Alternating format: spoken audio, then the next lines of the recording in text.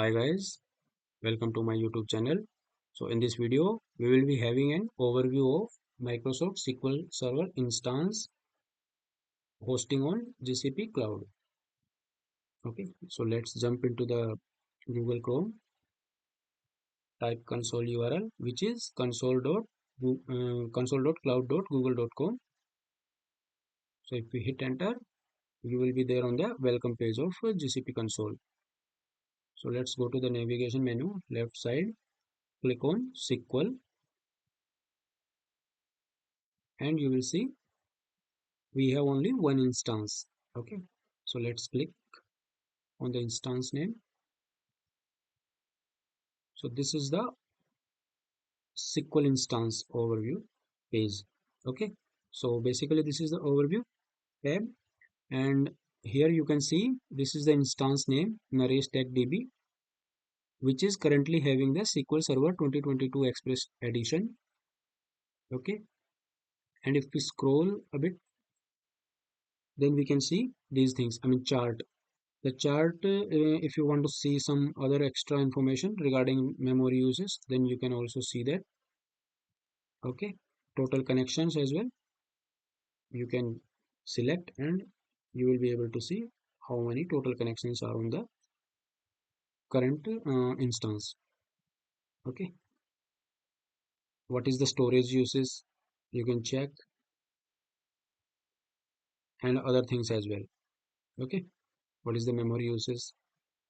So this is the timeline, and on based upon the timeline, you can see how much memory uses was there on this instance.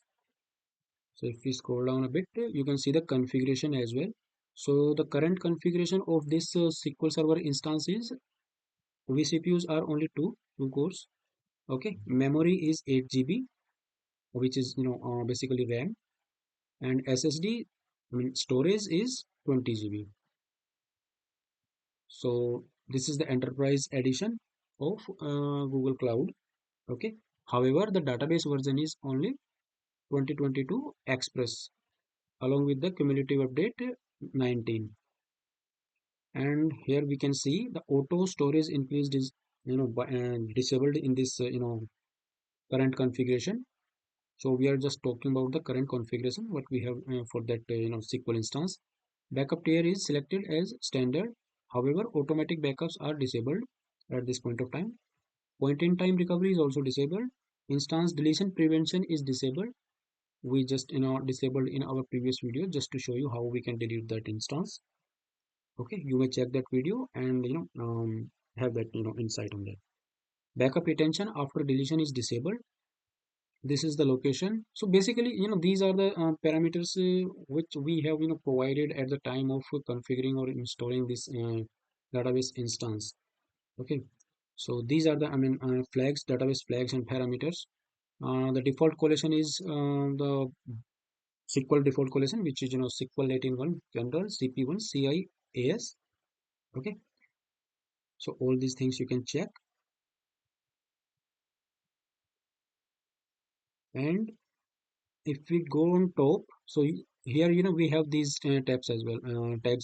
Edit tab, import, export, restart. If we want to restart that instance, stop. If we want to stop that instance, then we can click here.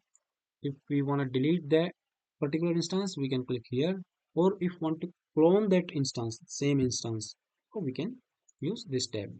Okay, so quickly let's scroll down, connect to this instance. So this is the connection name and this is the public IP. Okay, as you can see, private IP connectivity is disabled and public IP connectivity is enabled. So that's why we are able to connect to this instance from using SSMS. Okay, so this is our public IP. Apart from that, these are the suggested actions. Create a backup. If you want to create a backup, then we can click here. If you want to enable the auto storage increase, then we can click here. If we want to have the high availability, then we can click here. This is the service account. Okay, system generated service account, and these are the operations and logs. So what all operations, update, delete, create, all these things will be captured in these tabular form. Okay, these are the logs along with the timeline. What is the type of that update, whether it is update, create or delete, and what is the status of that particular transaction. Okay, so you can also view the all operation logs or view SQL Server agent logs. So if we click here, so these are the operation logs. Okay, any a log of operations your database instance is currently running and has completed. So all these are captured in this table. Okay, as you can see, we have created a database in our previous videos, so that is also captured. Database created, and we have updated some information and configuration, and that also has the status update finished.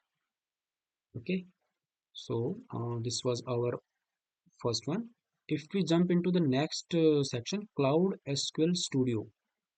So here we can connect to the particular database. Okay, let's say here in database tab, if we scroll down, we can connect to the any of the database, whether it is master, msdb, or any user database. So let's create to db1. Okay, and what would be the user? You remember we created a SQL server which is a default user of that instance while creating on GCP environment. So this will be shown here because we have that only one user, as you can see, SQL server, and we need to give the password for that. Password is given, and now let's authenticate. If the password is correct, then it will successfully connect it to that particular database. So as you can see in the explorer, this is the database, this is the schema, and schema which is dbo. Alongside this you can see the table, views, functions, stored procedure. However, there is nothing because we just created a dummy database. It's not having any tables. So just to show you, I'm just on giving heads up to you. Okay, and on the configuration tab you can see all these things.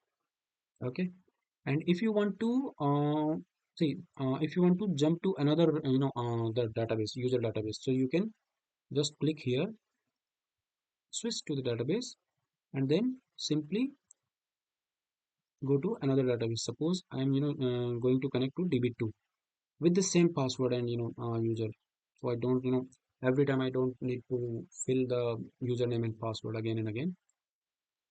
And as you can see, we are successfully connected to the db2. Earlier we were connected to the db1. Okay,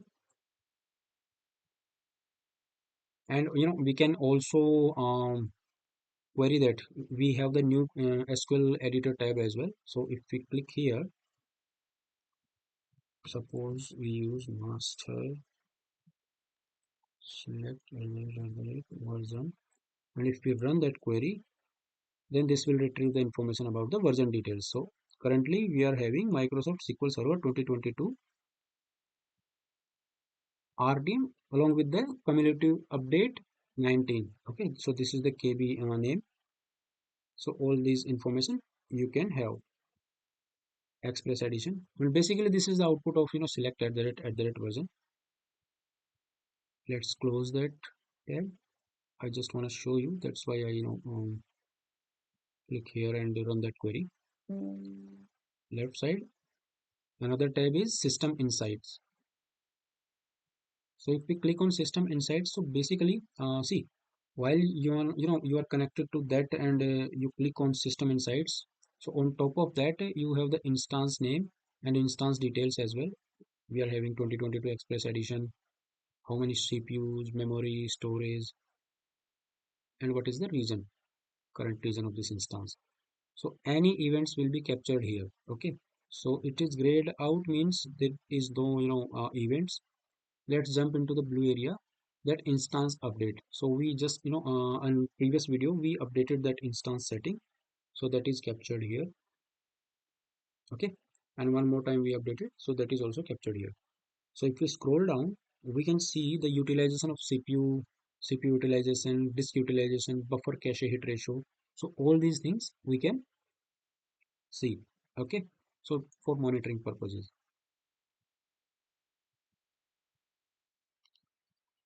as you can see, CPU utilization, memory utilization. So here in graphical manner. You can see all these things: disk read write operations, data transfer speed, buffer cache hit ratio, all these things.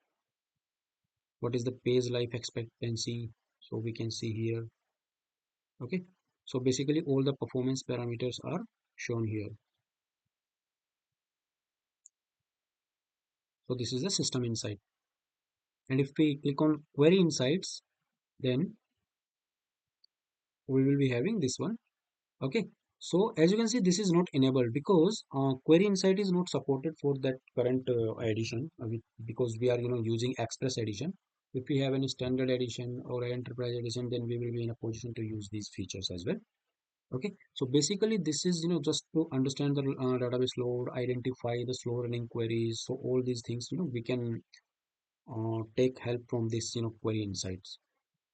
And if you click on another tab, connections, then you can see the connection details. This is the instance name, this is the version name along with the edition name, and in networking tab there is a connection name. So this is the connection name. Okay, private IP connectivity we have disabled. So this is how it's shown in disabled state. Public IP currently is enabled, and this is our public IP. I have shown you in my previous video that how to connect it to the GCP instance from SSMS using public IP. Okay, so this is the same one. This is the security. I mean the network. One network is there that is created by us, and this is the Google Cloud Service Authorization that is disabled, and all these features you can go through these. Allow SSL connections currently disabled.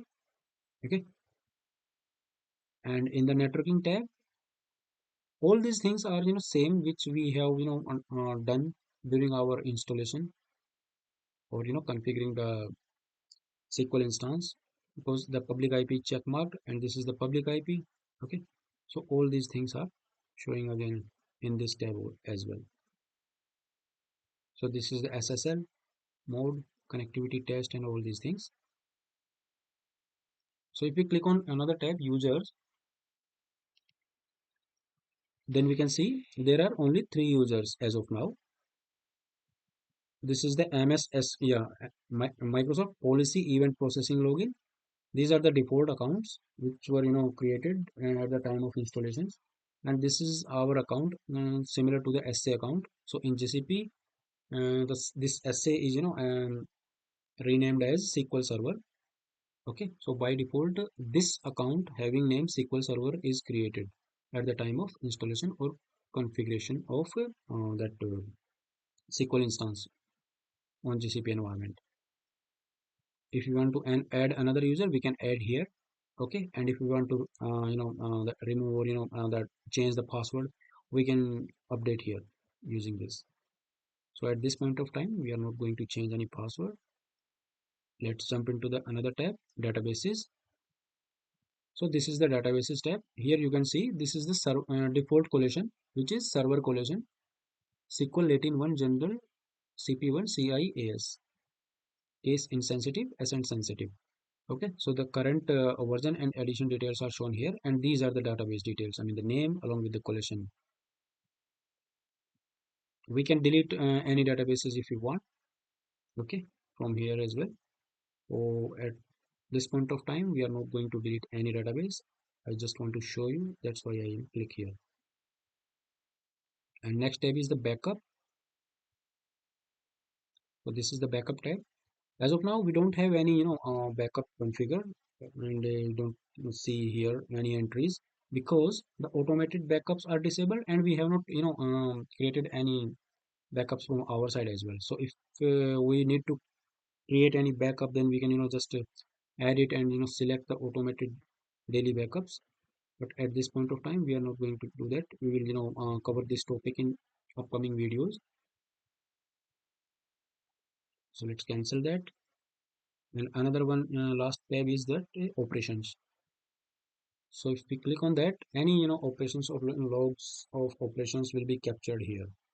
If you created any database, you update anything or you delete anything, So this will be captured here. Okay, this is the creation time, completion time, and what is the type of that operation, whether it is update operation, create a database, okay, or delete or anything else. So this is the current status, whether it is finished, in progress, or pending. So this will be shown here. So this was the overview of SQL instance. So I hope this video was helpful to you. Thanks for watching. Bye bye.